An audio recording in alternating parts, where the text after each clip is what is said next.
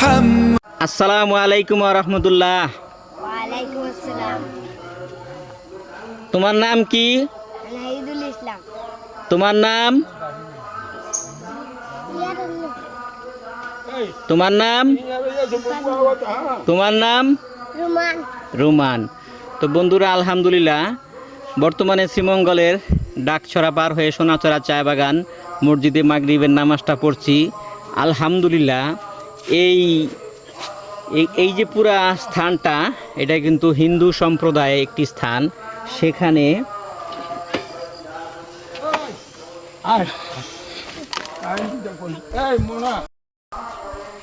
ঠিক সেইখানে এই সোনাছড়া চায়ের বাগান, উপরটিলা, পাহাড় উপরটিলা, এখানে একটা আলহামদুলিল্লাহ সুন্দর একটি মসজিদ।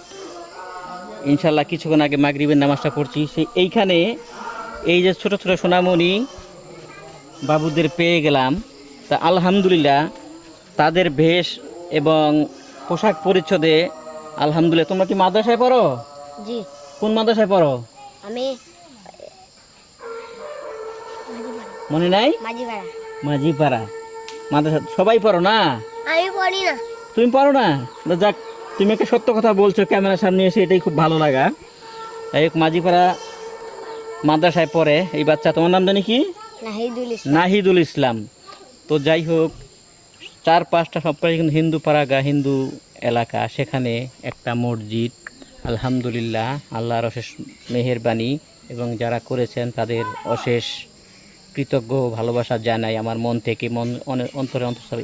এবং এখানে এই মুসলিম কিছু বাচ্চা পেলাম, খুবই ভালো লাগছে। আপনাদের মাঝে শেয়ার করছি, সবাই শেয়ার দিবেন, লাইক দিবেন।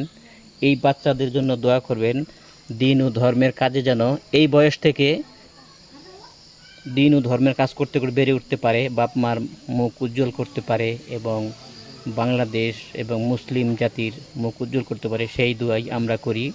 ধন্যবাদ সবাইকে। আসসালামু আলাইকুম রহমতুল্লাহ।